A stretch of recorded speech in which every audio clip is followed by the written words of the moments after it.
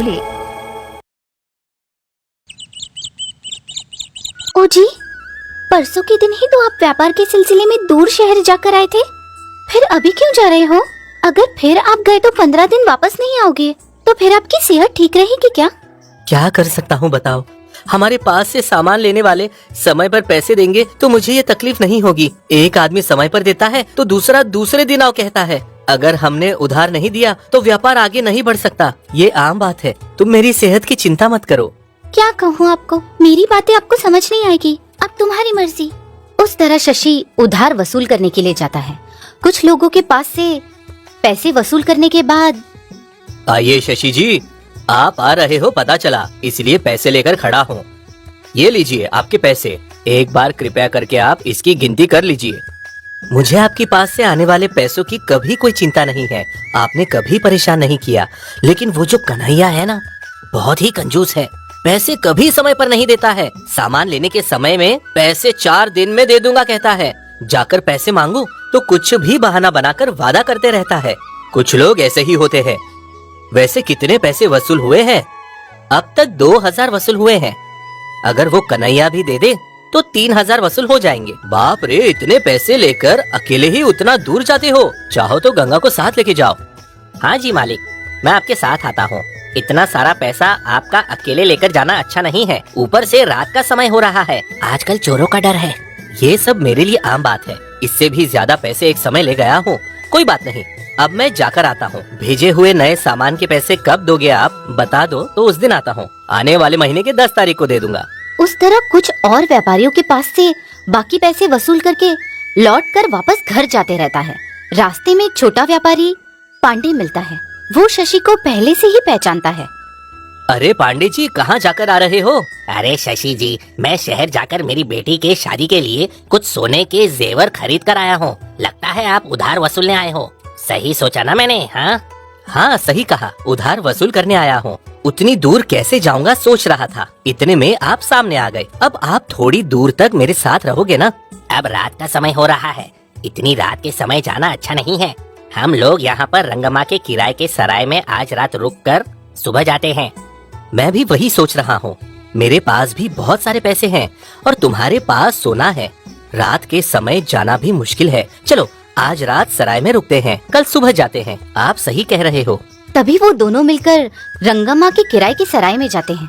उधर वो दोनों खाना खाकर एक ही कमरे में विश्राम करते रहते हैं।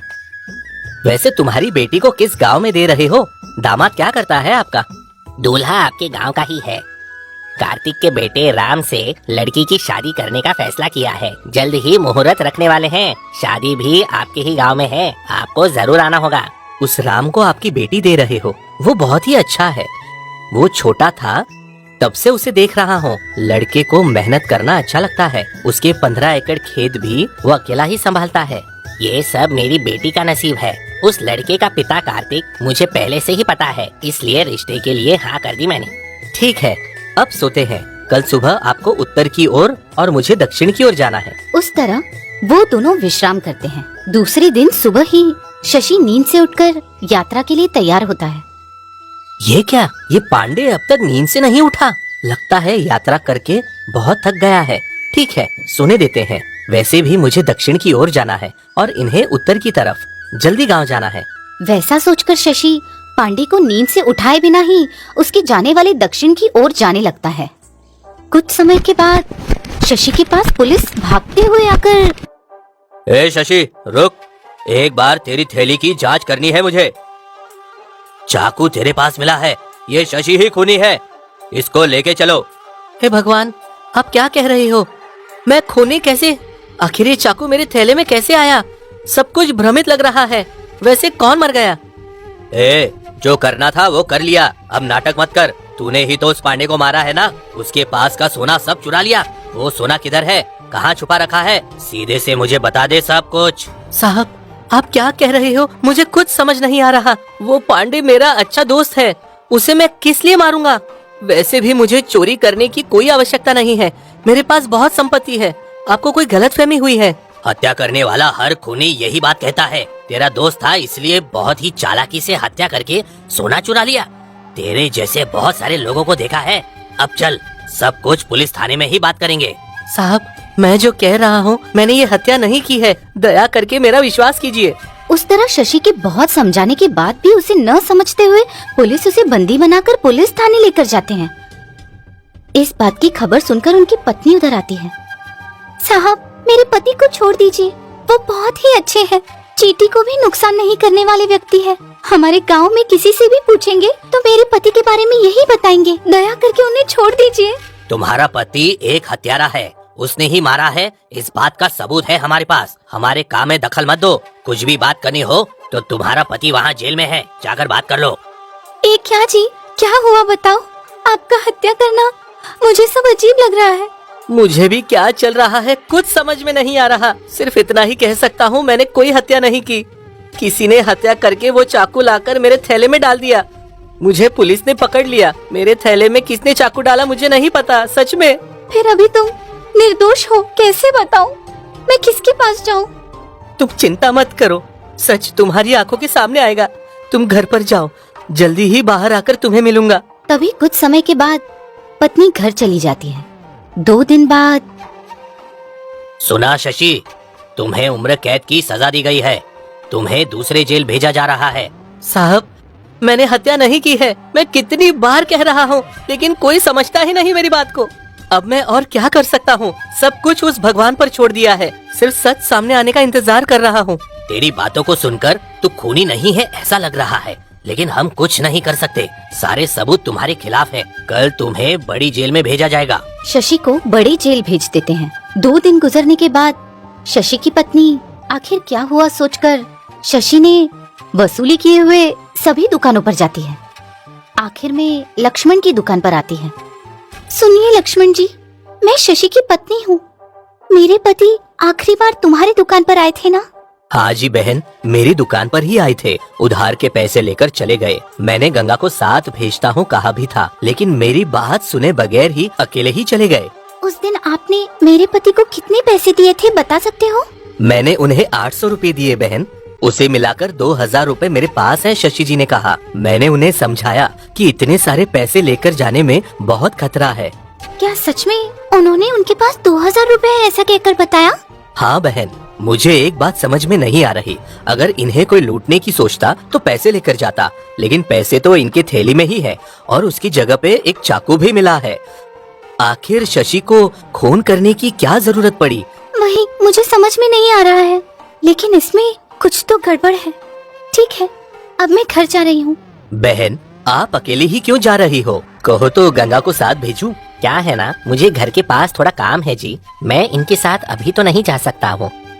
कोई बात नहीं लक्ष्मण जी, मैं अकेले ही आई थी और जाते समय भी मैं अकेले ही जा सकती हूँ। अब मैं जाती हूँ। उस तरह शशि की पत्नी वहाँ से लौट जाती है। कितना भी सोचो लेकिन इधर कुछ पता नहीं लग रहा है। लेकिन ना जाने क्यों मुझे उस लक्ष्मण पर ही शक हो रहा है। उन्होंने उसको ही 2000 रुपए वाली बात बताई। तभी जेल में उसके पति के पास जाती है। मैंने सबके पास जाकर पूछताछ की, मुझे किसी पर भी शक नहीं हो रहा है, लेकिन उस लक्ष्मण के ऊपर ही शक है मुझे। उसने ही तुम्हारे ऊपर जलन की वजह से कुछ किया होगा। मेरे ऊपर किस लिए उसे जलन होगी? उसने मुझे कभी भी कोई तकलीफ नहीं दी। उस लक्ष्मण पर शक करने की कोई जरूरत ही नहीं है। अब तुम कुछ भी मत सोचो और घर पर जाओ। मैंने किसी का बुरा नहीं किया है। जो कुछ भी हो रहा है उसे वो भगवान देखेगा। अब तुम जाओ। तभी वहाँ से शशि की पत्नी घर जाती है। उस तरह कुछ दिन गुजर जाने के बाद। साहब, ये जिस दुकान में काम करता था उस दुकान में चोरी करने की वजह से पकड़ा गया है। ये इसका मालिक है, लक्ष्मण। क्या हुआ लक्ष्मण जी? इसने ही चोरी की है आप कैसे कह सकते हो? कुछ आधार है आपके पास? साहब, इसने ही मेरे पैसे चुराए हैं। इसका सबूत उस 100 के नोट पर लिखा हुआ मेरा नाम है। यही गड्डी उसके पास में मिली। ऐसे पैसे चोरी होना पहली बार नहीं है साहब। इससे पहले भी 3-4 बार हो चुका है। मुझे इस गंगा पर शक हुआ और एक गड्डी दिखाई दी तो आज सुबह ही मैंने पकड़ लिया इसे। ए गंगा, सच बता। साहब, मारिए मत, मैंने ही वो चोरी की है। स्वीकार करता हूँ, मुझे छोड़ दो साहब।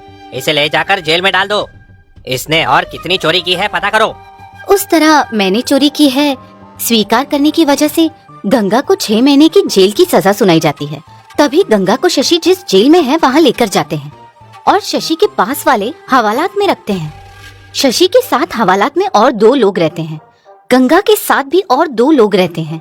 तभी गंगा को पहचान कर शशि दूसरे दिन शशि उसे कहता है कि क्या हुआ गंगा, तुझे लाकर हवालात में बंद कर दिया? क्या हुआ? क्या गलती की? मैंने चोरी की है झूठ कहकर। मुझे इस जेल की सजा दिलाई मेरे मालिक ने। अब मैं क्या करता, मुझे कुछ समझ में नहीं आ रहा। ये क्या कह रहे हो? लक्ष्मण तो ऐसा इंसान नहीं है, फिर किस लिए उसने ऐसा किया? वो सब ठीक है, लेकिन मैंने तो कोई हत्या नहीं की उस पांडे की। तुझे तो पता है उसका परिवार कैसा है। उसके बेटी की शादी हुई क्या? कुछ बता मुझे उसके परिवार के बारे में। कुछ जानता है? हाँ, इस बीच हुई। शादी में लगने वाले सारे सामान मेरे मालिक से ही लेकर गए थे। मेरे अच्छे बर्ताव को देखकर किसी ने मुझे फंसा दिया है गंगा। किसी ने पांडे का खून करके उस चाकू को लाकर मेरी थैली में डाल दिया। वो मुझे कहीं मिल गया तो उसे छोड़ूंगा नहीं, उसका खून कर दूंगा। हाँ शशि जी, उसने जानबूझकर आपको फंसा दिया। मेरी पत्नी लक्ष्मण पर शक कर रही है। ये सब लक्ष्मण का कराया हुआ लग रहा है। उसने ही किसी को भेजकर ऐसा किया होगा क्या?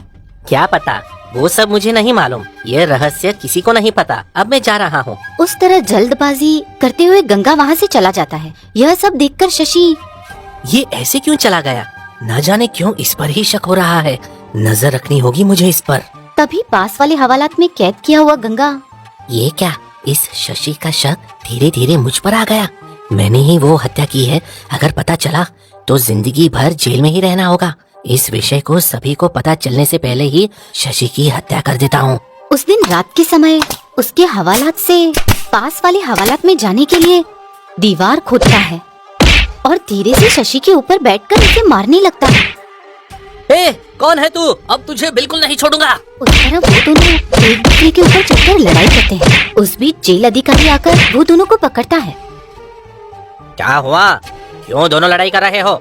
साहब, इस गंगा का पास वाला हवालात है। ये मेरे हवालात में सिर्फ दीवार खोदकर नहीं आया, बल्कि मेरे ऊपर हमला भी किया। मुझे मेरी रक्षा के लिए इससे पलटकर मारना पड़ा। इसमें मेरी कोई गलती नहीं है। क्या रे गंगा, आखिर पास वाले हवालात में दीवार खोदकर आने की तुझे क्या जरूरत थी? ऊपर से शशि के ऊपर हमला करता है। सच बता, असल में तू इधर क्यों आया? नहीं तो मेरे अंदाज में पूछता हूँ तुझे। साहब, मुझे मत मारिए। मैं आपको सब सच सच बताता हूँ। मैं शशि की हत्या करने यहाँ आया था। मुझे मत मारिए।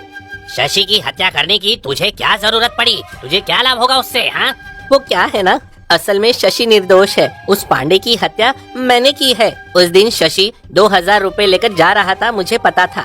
उस पैसों को चुरा लूंगा सोचकर शशि पर नजर रखी थी। रास्ते में मिले हुए पांडे को और शशि को एक ही जगह विश्राम करते हुए देखा।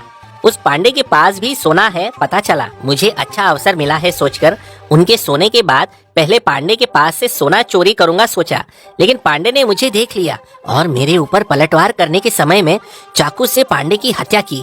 और सोना चोरी करके शशि के पास जाने के बाद बाहर से कुछ आवाज सुनाई दी। अब वहाँ रुकना अच्छा नहीं है सोचकर मेरे पास से चाकू को शशि की थैली में डालकर धीरे से वहाँ से भाग गया। दूसरे दिन सुबह पांडे की सराय में हत्या हुई है ऐसा कहकर पुलिस को खबर दी मैंने। यही सच है साहब, यही सच है, मेरा यकीन कीजिए। वाह वाह, कितना अच्छा काम किया तूने। तेरी वजह से एक निर्दोष को सजा मिली है। फिर अभी शशि के ऊपर हमला करने की क्या जरूरत है तुझे? हाँ, शशि को मेरे ऊपर शक हुआ, ऐसा मुझे लगा। इस शशि की इधर ही हत्या कर दूंगा तो ये विषय किसी को पता नहीं चलेगा सोचकर शशि की हत्या करने आया। तेरे जैसे लोगों को जीवन भर इस जेल में ही रखना चाहिए। उस तरह सच का पता चलने पर जेल के अधिकारी शशि को जेल से रिहा कर देते हैं और गंगा को उम्र भर जेल की सजा दिलाते हैं।